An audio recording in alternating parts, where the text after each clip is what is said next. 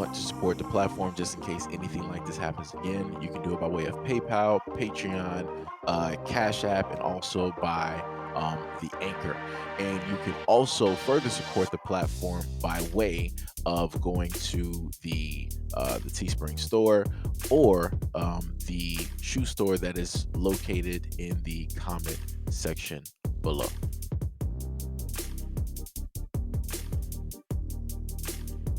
Just asked you. You're running for governor of Georgia.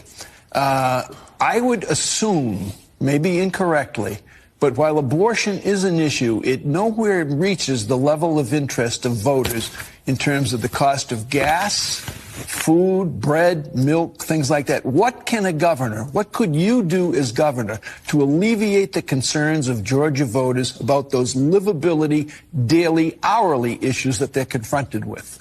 But let's be clear. Having children is why you're worried about your price for gas. It's why you're concerned about how much food costs. For women, this is not a reductive issue. You can't divorce being forced to carry an unwanted pregnancy from the economic realities of having a child. And so it's important for us to have both and conversations. We don't have the luxury of reducing it or separating them out, but we also have to talk about what a governor can do. A governor can address housing prices. A governor can address the cost of education. A governor can put money into the pockets of everyday hardworking Georgians instead of giving tax cuts to the wealthy. That's what I talk about on the trail, and that's what's resonating. But let's not pretend that women, half the population, especially those of childbearing age, they understand that having a child is absolutely an economic issue. It is only politicians who see it as simply another cultural conversation. It is a real biological and economic imperative conversation that women need to have. Ms. Abrams, this is Eddie Glaude. I want, first of all, congratulations. We're both going to be... I'm just going to keep this very short and sweet and simple. Now, I've touched on the reproductive issues before. I'm just a man, I'm a straight male, and a lot of people had issues and instances or whatever it is with me basically speaking on a topic that everybody wanted to voice their opinion on, but due to the fact that I'm black and I'm speaking about this and I'm a man, 3 strikes, right? So I wanted to basically, for lack of a better word, kill 2 birds with 1 stone, right? So you got Stacey Abrams, that is in a sense telling, black women, hey, just go out there and do this, pay your money and do this. We know that, in a sense, this is a problem. This is why you're worried about stuff, yada, yada, yada. Go out and do this so you won't have this problem. Then coincidentally, you have a black woman who works at one of the parenthood clinics, and she's suing for discrimination. Now, these are 2 black women who have a position. One has actually been a part of the organization, enabling and helping black women to, do what it is that they're doing. And you got Stacey Abrams, who decided to basically post and say exactly what she said on national television. Now, the most interesting thing is this. I'll show you a very good con game real quick, right? So you heard what Stacey Abrams basically stated, right? How to get away from, having to worry about money and all these other types of things, because, having children is a liability. It's a problem. It's an issue. It'll cost you a lot of money that you don't realistically got, right? And I decided to go to OASH, which is the Office on Women's Health, and they talk about different methods that women can directly use and all of these great things, right? So one of the things that they stated, like, which is the best method, right? And they said, before choosing, right, talk to a doctor or nurse, right? Whether you want to get pregnant soon, in a few years, or never, how well each method works to prevent pregnancy, possible side effects, how often you have sex, the number of partners you have, your overall health, how comfortable are you with using a method. For example, can you remember to take a pill every day? Will you have to ask your partner to put on a condom each time? Learn more about these different types of birth control that you or your partner can use to prevent pregnancy. Keep in mind that even the most effective birth control method can fail, but your chances of getting pregnant are lower if you use a more effective method.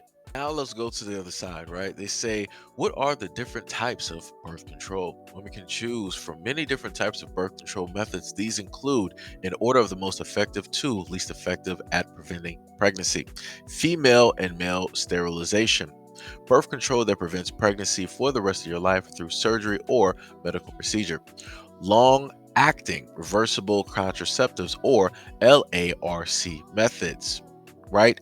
Birth control your doctor inserts one time, and you do not have to remember to use birth control every day or month. LARCs last 3 to 10 years depending on the method. Next, short acting hormonal method, aka pills, mini pills, patch, shots, vagina ring. Birth control your doctor prescribes that you remember to take every day or a month. The shot requires you to get a shot from your doctor every 3 months. Barrier methods: condom, diaphragms, sponge, cervical clamps. Birth control you use each time you have sex. Next, and last but not least, natural rhythm methods. Not using a type of birth control, but instead avoiding sex and or using birth control only on days when you are most fertile, most likely get pregnant. I just want y'all to notice how they didn't just say outright the best method is to abstain, is to just not do it. Why didn't they say that? Why isn't Stacey Abrams saying that? Well, the condom industry, they would lose tons of money, or they would take quite a bit of a hit. Then you would have these Planned Parenthood areas. They would end up taking quite some hits as well, because if nobody is coming there to do what it is that they're going to do, then guess what? They're going to lose funding. Then that means that they're not going to be able to run, which means that they're going to have to start closing up shop.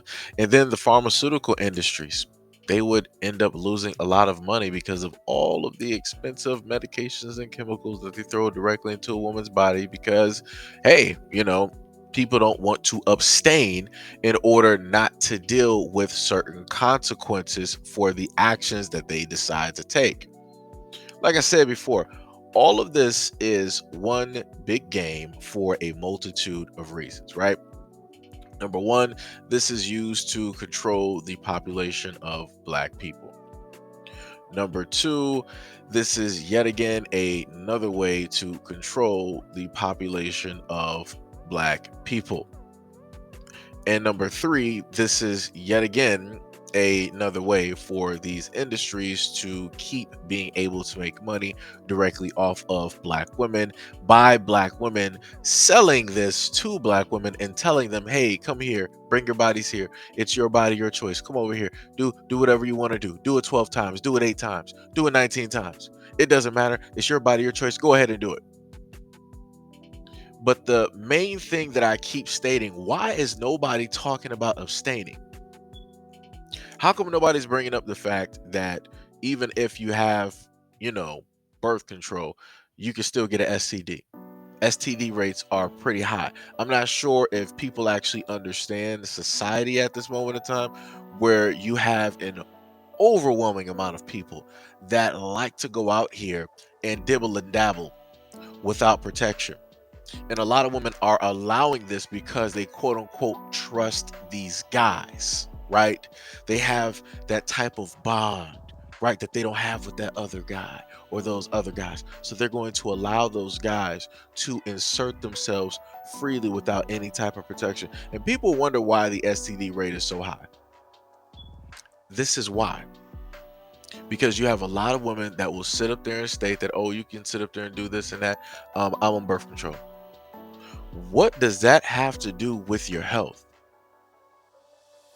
Like I said before, you have black women out here that enable black women to prescribe to bad behavior.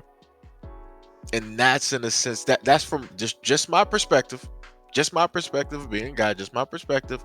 I'm looking at black women enabling black women to throw away the ability to just stay safe. Because if you want to look at why we have a high STD rate, look at how many women are out here using birth control. Try to correlate that. Like I said, I just read off to you the different types of birth control that they have. Some of them that last, what was it, like 10 years? Some crazy number.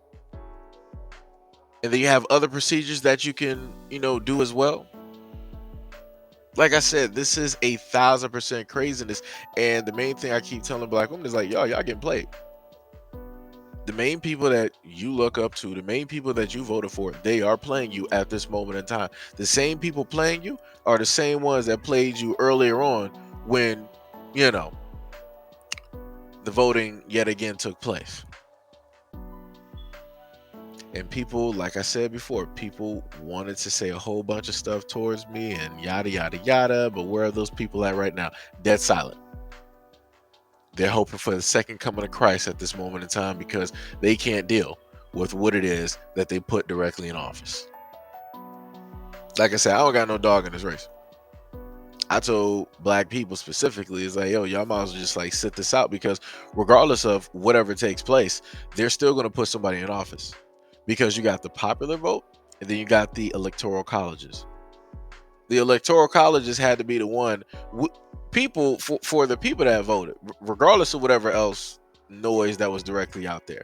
For the people that specifically voted for a person, the electoral colleges had to come out and tell people like, yo, hey, shut up. This is who the president is. Pay attention to that. They had to sit up there and shut people down and tell them who the president is, when people should already knew who it is. People should already knew who was in office. But yet, the electoral colleges had to, be the parent in the room. But like I said before, people will pick catch up one day. And this is why I told people before, my vote doesn't matter. And it doesn't matter due to the fact that somebody is still going to get put in office. It doesn't matter at the end of the day. It just doesn't. It realistically doesn't. The system that is in place is old and it's archaic, and it needs to change because it's not really beneficial. You're not going to keep this same system going for 100,000. It's just not going to happen. It's not going to happen. It's just going to be the same old, same old, same old, same old. This side is this. This side is this. We need to come to. It doesn't make any sense. It doesn't make any sense. It just looks like people just love to argue. That's all it looks like, just to be real. But regardless, before I go off on a tangent, my main point is this to the black women out there. Like I told y'all in a multitude of videos, you guys are getting played. And you're not getting played, and it's not at the fault of black men. These are black women who are in these positions that are getting you to do a variety of things, that are brainwashing you into doing a variety of things.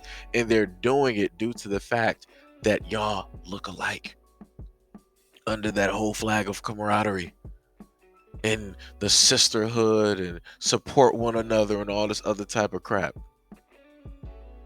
Like I said, some of y'all don't even know if you're supporting the devil or not, but you wouldn't know it because the devil might look like you.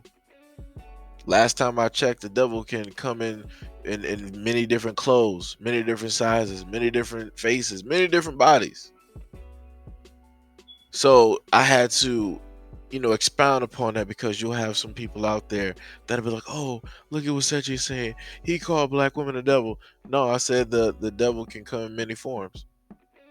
And specifically for you, that's exactly what's taking place. Let me break it down in comic book stand terms, whatever it is. Y'all know what I'm saying.